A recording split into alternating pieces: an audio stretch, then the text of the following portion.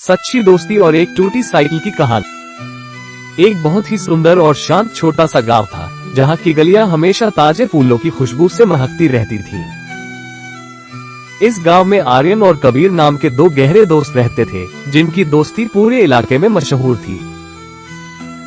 आर्यन एक बहुत ही साधारण परिवार से था, जबकि कबीर के पास दुनिया के हर महंगे और आधुनिक खिलौने मौजूद थे। आर्यन के पास केवल एक पुरानी और जंग लगी साइकिल थी, जिसे वो अपनी जान से भी ज्यादा प्यार करता था। एक दिन स्कूल से घर लौटते समय अचानक एक जोरदार आवाज हुई और आर्यन की साइकिल की चेन टूट गई।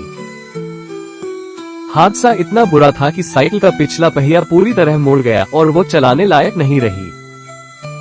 आर्यन सड़क के बीचों बीच खड़ा अपनी टूटी साइकिल को देख रहा था। उसकी आंखों में गहरे आंसू थे। वो साइकिल सिर्फ एक मशीन नहीं थी, बल्कि उसके पिता की आखिरी और सबसे कीमती निशानी थी।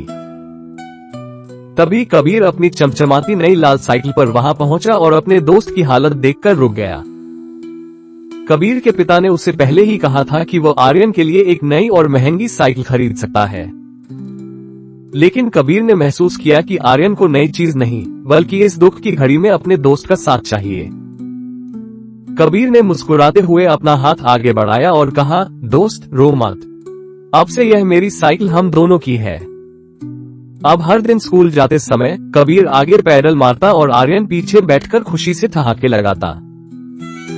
वे दोनों एक ही साइकिल पर सवार होकर पूरी दुनिया की सैर करने के बड़े बड़े सपने देखते थे। इतना सब होने के बाद भी कबीर ने देखा कि आर्यन अक्सर अपनी पुरानी साइकिल को तरसती नजरों से देखता है।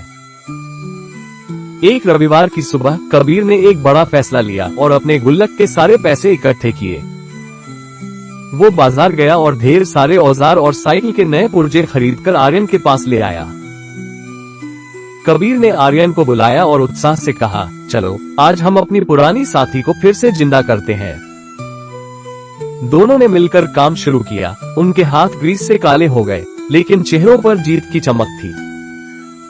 जब पुरानी साइकिल फिर दौड़ने लगी, तब उन्हें समझ आया कि यादों को सहेजना और मिलकर मेहनत करना ही असली खुशी है।